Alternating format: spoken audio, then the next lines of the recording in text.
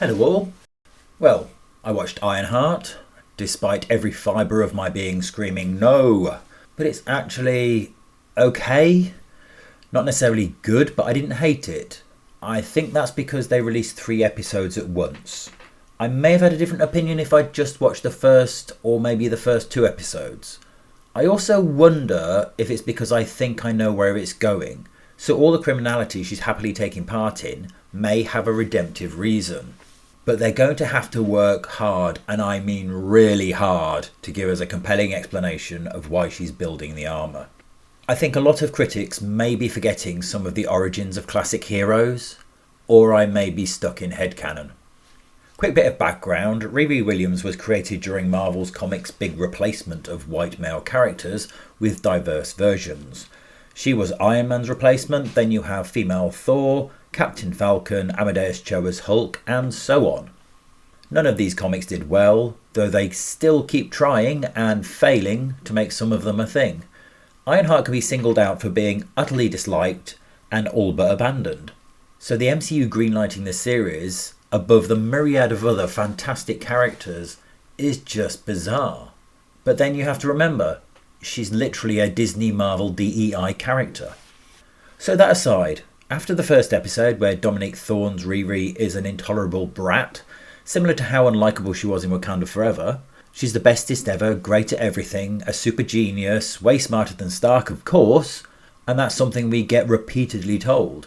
And man is it mentioned a lot. It's pretty typical that new versions are constantly affirmed whilst the original is undermined.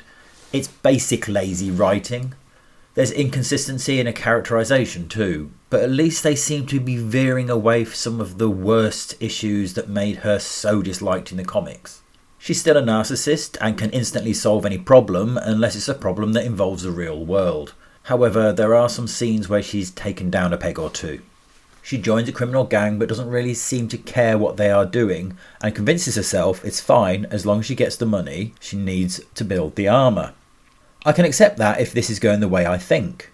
Well, I kinda could until the end of the episode, but I'll get back to that as it's a spoiler.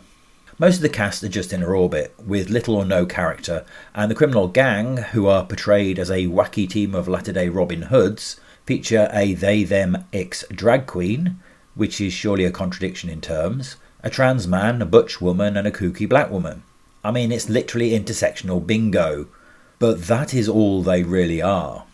However, the race swap leader has more about him, as does his brother. And of course, we get the obligatory women beating up men. Cool action, but come on. The soundtrack is unnecessarily loud at times, and I have to say, I found it similarly irritating as Birdman's. There is an attempt at Heart, which involves the initial irritating AI, but it's a bit uneven and relatively quickly gotten over. It still creates the potential for an interesting dynamic and a moral conundrum. However, it's a bit hollow because it doesn't really capitalise on its opportunities. You know you should be hitting the feels, and Dominique does her best with a lacklustre narrative. Everything feels half-baked, and has a veneer of something on top of a whole heap of nothing much. There's conveniences, contrivances and MacGuffins, but perhaps the latter you'd expect with a super-duper genius.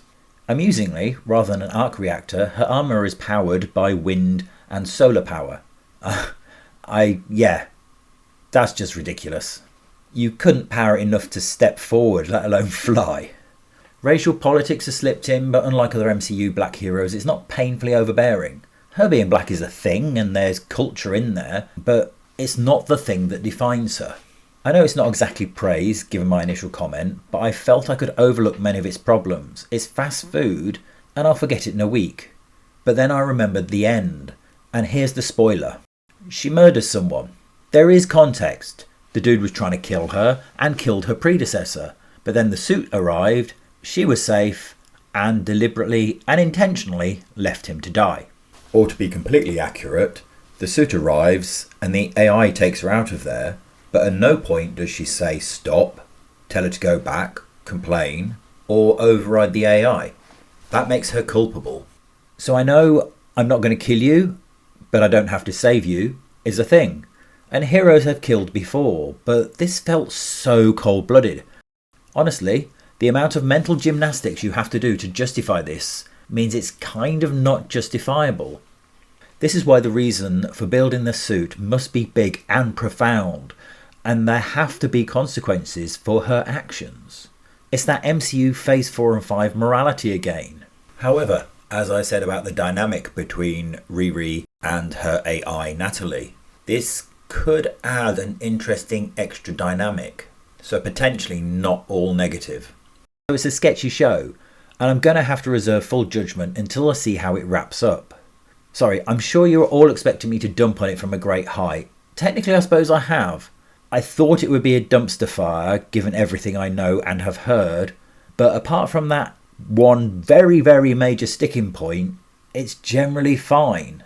Not necessarily something I'd recommend though. Let me know what you think, and if you're okay with the murder, or if that broke the whole show for you. Thanks for watching. Please like and subscribe if you've enjoyed the video. Until next time, peace out.